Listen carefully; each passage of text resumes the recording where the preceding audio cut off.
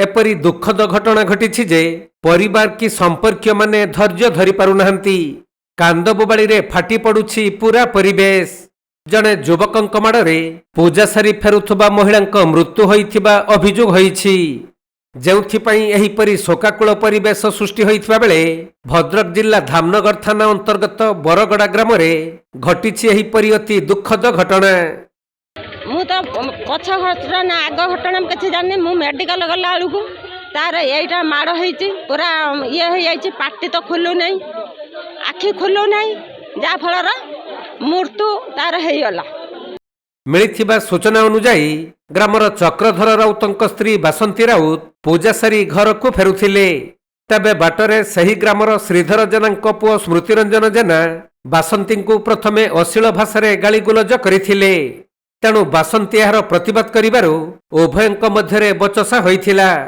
एही समय रे युवक स्मृतिरंजन अति उत्क्षिप्त होई पड़ी बासंती को माड़ मारिबा सह जोर रे धक्का देबारु से रास्ता उपरे पड़ी जाई मुंडरे गुरुतर आघात पाइथिले। एहीपरि अभियोग आनिछंती महिलांक परिवार लोके। तेणु स्थानीय लोक माने तुरंत तांको उद्धार करी भद्रक जिला मुख्य चिकित्सालय को नैथिले भी तांक अवस्था संकटापन्न हेबारु पुणी कटक स्थित एससीबी मेडिकल कॉलेज और हॉस्पिटल को स्थानांतर करा जाइथिला। हेले सेठारे चिकित्साधीन अवस्था रे बासंतींकर मृत्यु होइछि।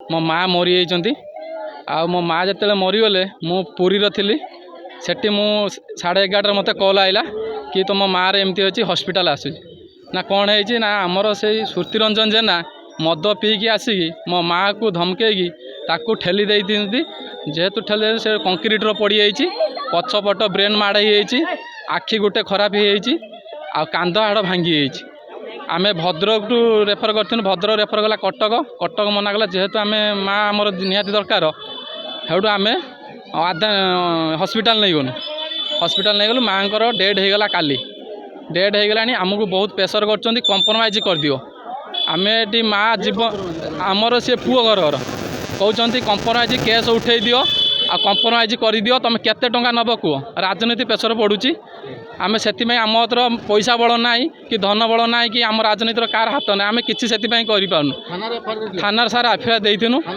थाना वाला चेक कर ऊपर प्रेसर पकाउं निष्पत्ति किसी नौना आम निया चाहूँ सार आम चाहूँ आम से पुओ को किमी दंड दिंतु एति आम गुहारी आपण तबे मृत बासंती राउतଙ୍କ परिवार पक्षरु धामनगर थाना रे एने अभियोग करा जाइछि। तेणु पुलिस एक मामला रुजु करी तदंत आरंभ करिसंती। हेले एही घटनार प्रकृत कारण और महिलांक मृत्यु पई दायी करा जाइथिबा युवकंक भूमिका संपर्क रे पुलिस तदंत परे ही स्पष्ट होई परिबो। सेपटे एही घटना परे बरगड़ा ग्राम समेत समग्र अंचल रे शोक और उत्तेजनार परिवेश सृष्टि होइछि।